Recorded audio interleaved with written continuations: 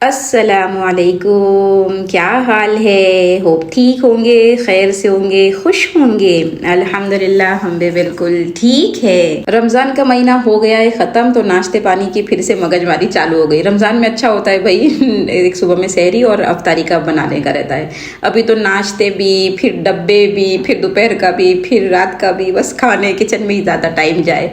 तो बहरहाल नाश्ते के लिए आज मैं टोस्ट बटर बना रही थी। इसकी रेसिपी मैंने पहले शेयर की थी, पर किसी ने रिक्वेस्ट किया था फिर से कर दे, तो चले मैं फिर से कर रही हूँ।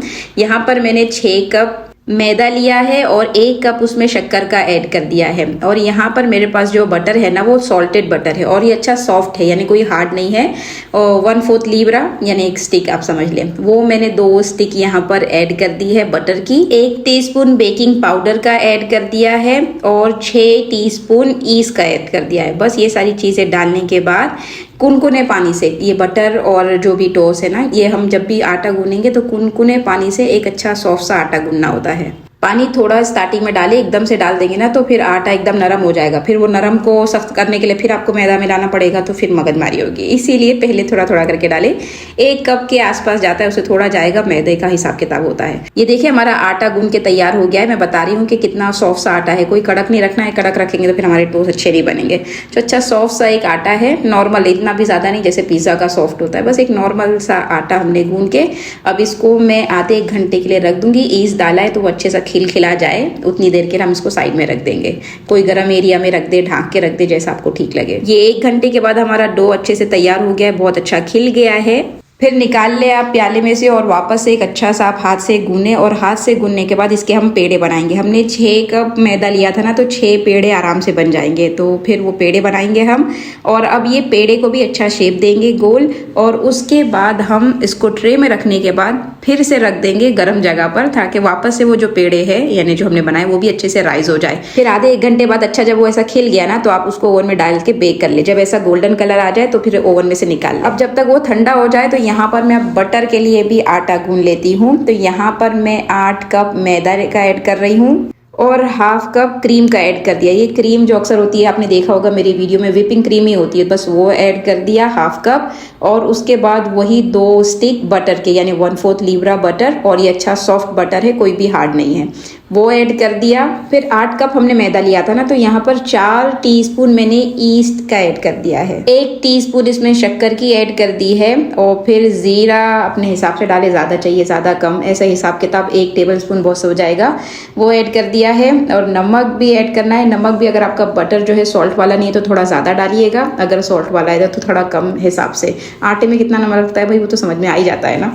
तो वो ऐड कर दिया और फिर कुनकुने पानी से एक अच्छा सॉफ्ट सा डो मैंने गूंद के तैयार कर लिया। आटा अच्छा सॉफ्ट हो गया, इसको ढक के हम आधा 1 घंटे के लिए रख देंगे, खिल जाएगा। उसके बाद इसकी तरफ आते हैं। चले जब तक दूसरे काम कर लेते हैं। तो ये फ्रीजर का जो हाल था रमजान में, तो इसको चेक नहीं किया, बस निकाल के तल विल के वापस रख दिया जाता था, तो काफी मैसअप हो चुका था। तो मैंने सोचा भाई सारा कुछ निकाल ले फ्रीजर में से, फिर थोड़ा सा साफ कर ले, क्योंकि इतना गंदा कुछ हुआ नहीं है। और उसके बाद वापस इसको रीसेट कर देते हैं, ताकि एक अच्छा लुक भी दे और थोड़ा बोझ भी हमको कम लगता है। नहीं तो फ्रीजर ऐसे भरा हुआ हो ना, तो ऐसा लगता है बेचारा ऊपर ही आ रहा है। और मैंने सोचा है कि भाई कुरान की जो हमने सीरीज चालू किए थे, छोटा मोटा एक एक आयत का तर्जुमा, वो हम बाकी रखते हैं और अभी भी उसी पर बात करेंगे। तो एक छोटा सा टुकड़ा कुरान में आता है, वल्लाहु खैरुर राज़िकीन, और अल्लाह बेहतरीन रिस्क देने वाला है। ये हम बहुत बार पढ़ते हैं और हमको सबको इसका तर्जुमा भी पता है, लेकिन इसका मतलब क्या है थोड़ा इसको समझते हैं। और रिस्क हम लोग आमतौर पर किसको बोलते हैं भाई, जिस जगह से, जिस काम की वजह से हमारे घर में पैसा आ रहा हो, रोजी रोटी चल रही हो, हमारी ज़रूरत पूरी होती है, उसको हम लोग रिस्क कहते हैं, बराबर। जैसे अगर कोई नौकरी कर रहा है तो नौकरी उसका रिस्क का जरिया बनना है। अब वो नौकरी के बीच में अगर उसको कोई बोले कि चलो हम आज घूमने चले जाते हैं, भले उसके बच्चे बोल रहे हैं, तो बोलेगा नहीं भाई अभी फिलहाल छुट्टियां नहीं, छुट्टी के बिना हम जाएंगे नहीं, क्योंकि उसको मालूम है वो नौकरी उसका रिस्क का जरिया है, तो किसी की नहीं सुनता वो उसके आगे। इसी तरह कोई बिजनेस चला रहे हो तो बिजनेस आप अपने हिसाब से चला रहे हो, बड़ा अच्छा ही चल रहा है। अब कोई थर्ड पार्टी आपको आके बोले कि बिजनेस में ये करो, बिजनेस में, आप बोलेंगे भाई तुम दूरी रहो इससे, मुझको मालूम है कैसे करना है।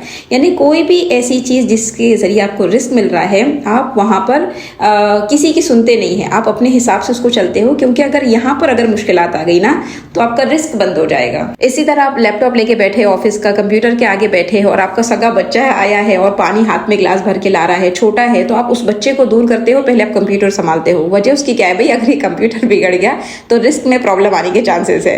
तो भले बच्चे से आपको कितना भी प्यार है, लेकिन उसकी भी एक लिमिट है कि बेटा हम तुमको बाद में चुप करा लेंगे, लेकिन पहले इस चीज़ को बचाना है।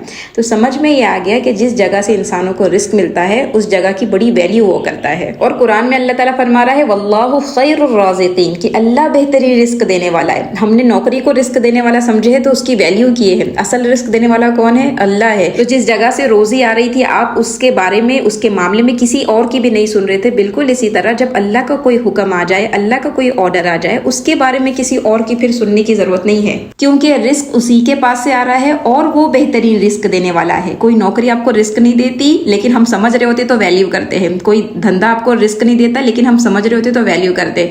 बिल्कुल इसी तरह जब हमारे दिमाग में ये बैठ जाएगा कि रिस्क सिर्फ और सिर्फ अल्लाह की जात देती है, तो अल्लाह के हुक्मों की भी वैसी वैल्यू हो जाएगी। चले, तो अल्लाह का शुक्र फ्रीज़र हो गया है साफ़। और आपने जो देखा कि इतने समोसे वगैरह भी बचे हैं, तो मैंने बनाया था ना, जब भी मैंने बताया था कि भाई किसी वजह से मैं थोड़ा ज़्यादा बना रही हूँ। तो वजह यही थी कि जब से हमने हज के लिए अप्लाई कर दिया था, तो अब इंशाल्लाह जब हज में जाना होगा तो बच्चों के लिए थोड़ी आसानी पीछे से हो जाएगी। तो नीचे वाले खंड में जो अक्सर है ना, जो ज़्यादा क्वान्टिटी में गोश्त मुर्गी है वो रखा हुआ है, और उसके ऊपर जो डेली यूज़ में गोश्त और मुर्गी के छोटे छोटे पैकेट बने हुए हैं, कीमा वगैरह, वो रखा हुआ है। और उसके बाद ये सारे फ्रीज़र के जो हमारे स्नैक्स है, आइटम है, वो उससे पूरा फ्रीज़र माशाल्लाह भरा हुआ है।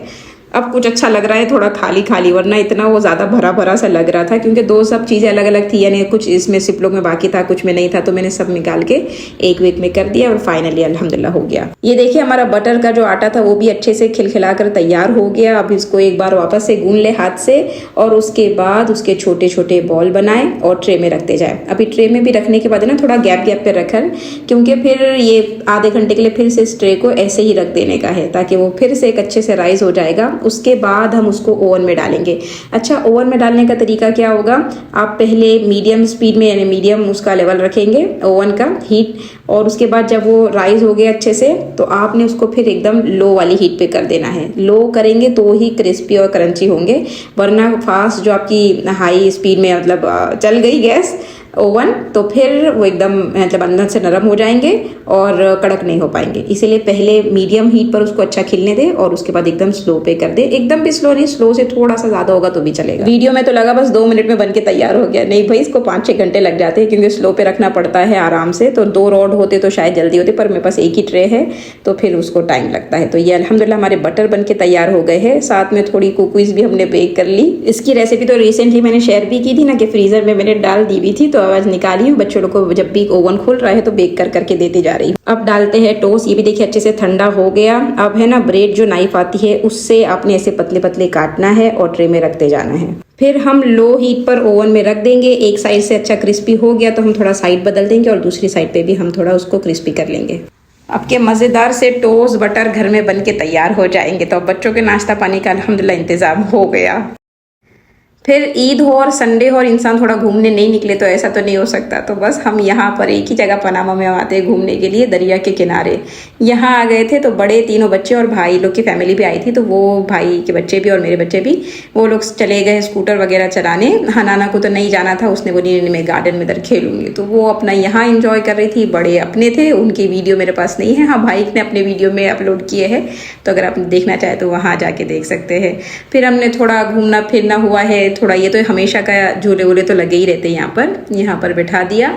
उसके बाद कुछ खाना पीना देखिए हम यहाँ पर ईद में भी क्या खा रहे हैं, तो यहाँ कुछ गोला मिलता है वो खा लेते हैं, अल्लाह का शुक्र। और फिर ये भुट्टा आजकल कुछ नवा निकला है हमारे यहाँ पर, थोड़ा क्रीम चीज़ वगैरह लगाते हैं और फिर डोरिटोस वगैरह तोड़ के डालते हैं। तो ये सब खा पी लिया, यानी हम शाम के टाइम पे स्नैक्स। और उसके बाद बच्चों को हम लेकर आ गए थे पिज़्ज़ा खिलाने। बस पिज़्ज़ा ही है यहाँ पर भाई ने अच्छा बोले बिरयानी के पिज़्ज़ा, तो बस पिज़्ज़ा से शुरू, पिज़्ज़ा पे ख़त्म, और फिर हम घर आ गए। होप आज का वीडियो ब्लॉग आपने एंजॉय किया होगा। इंशाल्लाह फिर मिलेंगे, जल्द मिलेंगे, तब तक के लिए अस्सलाम वालेकुम।